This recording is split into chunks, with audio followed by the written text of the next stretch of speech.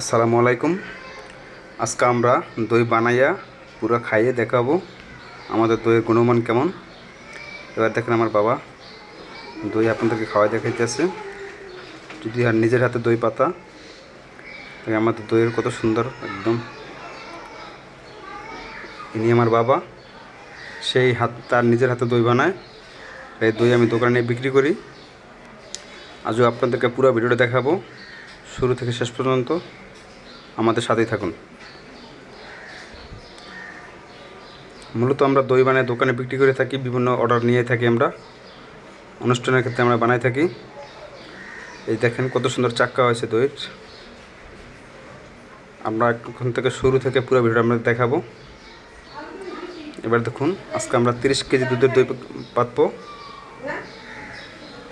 এখানে পুরো 30 কেজি দুধ নিচ্ছে আজকে আমার বাবা। আজকে আমরা 30 কেজি দুধের দই পাতবো এই গ্লাসগুলোয়। এখানে প্রায় 200 কাছাকাছি গ্লাস আছে। আমার আম্মা দুধ ঢালতে আছে জাল দেওয়ার জন্য। এই দেখুন চুলে সসপ্যানে করে জাল দিয়ে থাকি আমি সবসময়। তো আমার আম্মা এখন দুধ জাল দিতে আছে।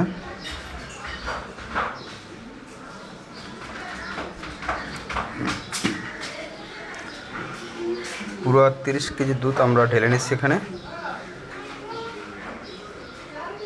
দেখতে পাচ্ছেন আমাদের সসপ্যান ভরে গেছে পুরো।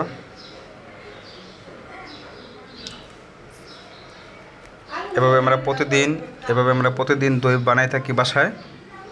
আপনারা চাইলে আমাদের ভিডিওগুলো দেখে বাসায় বয়ে দই বানিয়ে খেতে পারেন। এবার চিনি দিলাম আমরা 5 কেজি চিনি দিলাম 30 কেজি দুধে। আমার বাবা 30 কেজি দুধে 5 কেজি চিনি ঢেলে দিলেন। এখন হলে সারাক্ষণ এটা লাড়তে হবে, যতক্ষণ তোমার আপনার জাল না হয়।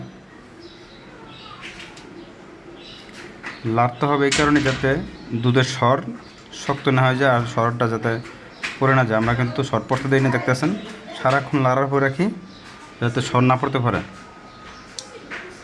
এই দেখছেন, এই যে স্বর পড়ে একটু কম 5 মিনিট লাড়া রাখিনি, এক্ষেত্রে স্বর পড়ে গেছে, আপনাদের দেখাচ্ছি। দেখছেন এইভাবে স্বর পড়তে দিলে তাহলে দই গুণমান নষ্ট হয়ে যাবে, স্বাদ নষ্ট হয়ে যাবে, কারণ সম্পূর্ণ দুধের স্বাদটা স্বরের সাথে আসে পারবো।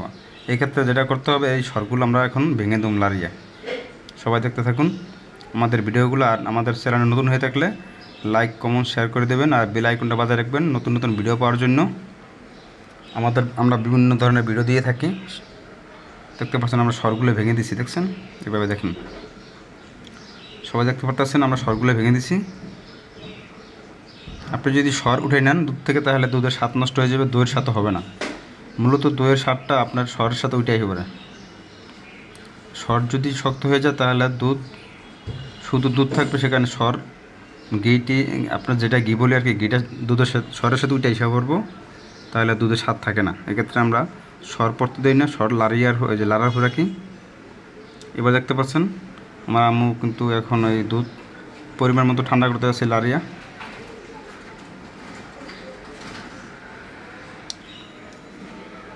আমরা সবসময় এভাবেই দই বাসায় পাতে থাকি। আপনারা যারা বাসায় দই বানিয়ে খেতে চান অথবা বিক্রি করতে চান, ব্যবসা করতে চান, তাহলে আমাদের ভিডিওগুলো ফলো করেন। খুব লাভজনক ব্যবসা ইনশাল্লাহ।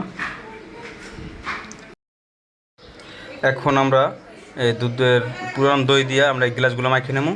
এটাকে আমরা হাঁস বলে থাকি। হাঁস দিতে হবে আপনার যে কোনো পাত্রে পাতার নাই কেন, মাটি অথবা যে কোনো পাত্রে পাতার আগে পুরান দই দিয়ে ওটাকে মাখিয়ে নিতে হবে। এটা আমরা হাঁস বলে থাকি। অল্প কিছু দই নিয়ে যেই পাত্রে পাতবেন ওই পাত্রটা সুন্দর করে মাখিয়ে নেবেন। এদিকে আমার আম্মার দুধ ঠান্ডা করতেছে। আমাদের গ্লাস হাঁস দেওয়া পুরোটাই শেষ বাবা হাতের, দেখেন। এটা আমাদের প্রতিদিনের কাজ।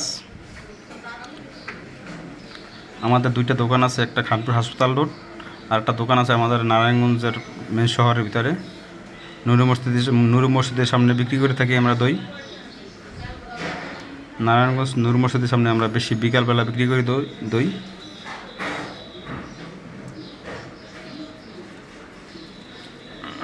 এবার আমাদের হাঁস দেওয়া শেষ। এখন আমরা মাপ মতো দুধ দিয়ে দেবো প্রতিটা গ্লাসে। আমরা কাঁচের গ্লাসের দই পেতে থাকি, আমরা সবাই জানেন। এই গ্লাসগুলো আমরা খাওয়াই আবার পরে নিয়ে আসি।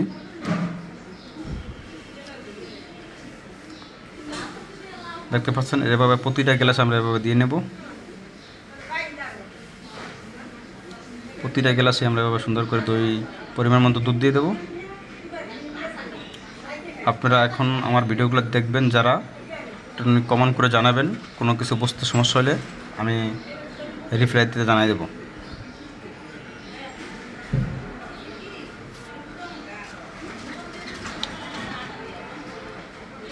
এখন আমাদের দই পাতা শেষ। এখন আমাদের এই দইগুলা জমানোর জন্য যা যা করার সেটা দেখাবো। দেখেন, এটা এখন জমাইতে হবে।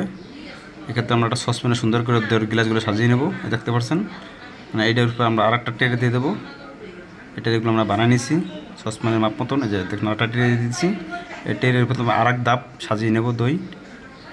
যদি আমাদের দই গ্লাস অনেক বেশি, দেখি আমার আম্মু কাজ ধরছে হাতে হাতে, কারণ দই ঠান্ডা হওয়ার আগে পরিমাণ মতো ঠান্ডা আছে, ঠান্ডা হওয়ার আগে রাখতে হবে, নাহলে দই জমবে না।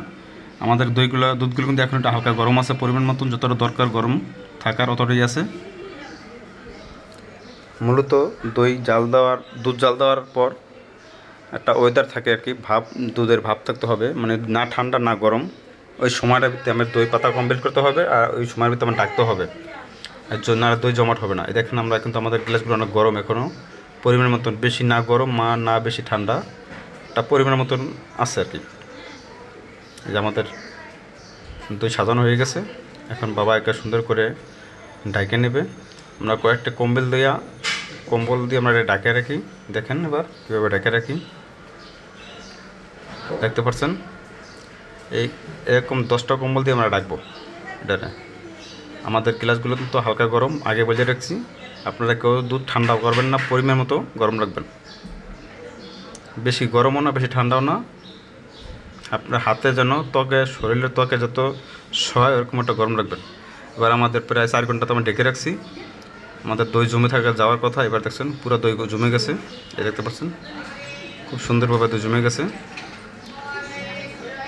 এভাবে 3 ঘন্টা আমরা ঢাকা রাখার পর পুরো সুন্দরভাবে আমাদের দই জমে গেছে। এবার আমার বাবা ফ্রিজে সাজায় রাখবে দই, কারণ ওটা ঠান্ডা হইলে খাইতে খুব ভালো লাগে।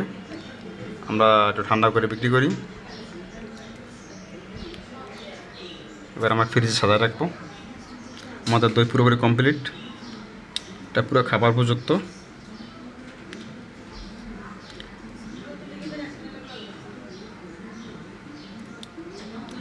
দেখতে পাচ্ছেন সুন্দর করে আমরা দইগুলো সাজা নিতেছি গ্লাসগুলো ফ্রিজে।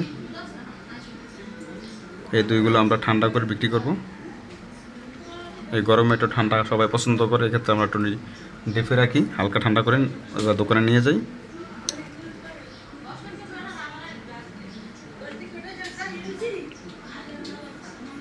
আপনারা চাইলে এই ধরনের ভিডিও দেখে থেকে আপনারা চাইলে বাসায় দই বানিয়ে খেতে পারেন। আর আমাদের চ্যানেলটা লাইক কমেন্ট শেয়ার করে বেল আইকনটা বাজায় রাখবেন নতুন নতুন ভিডিও পাওয়ার জন্য। আমরা নিয়মিত ভিডিও দিয়ে থাকি। আর কোনো কিছু বুঝতে সমস্যা হলে আমাদেরকে কমেন্ট বক্সে জানিয়ে দেবেন, আমরা রিপ্লাইতে আপনাদেরকে জানানোর ব্যবস্থা করে দেবো।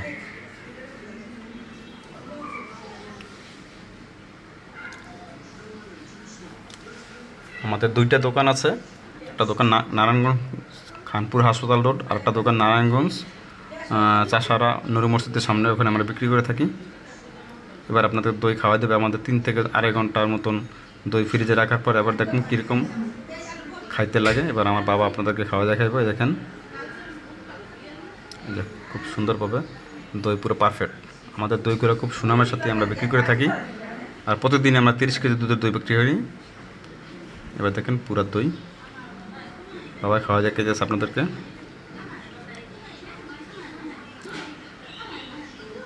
আমার বাবা দই বানায় বিগত 30 বছর ধরে। সে একজন হাজি, সে দই বানাইয়া লাভের টাকা দিয়ে হজ করে আইছে।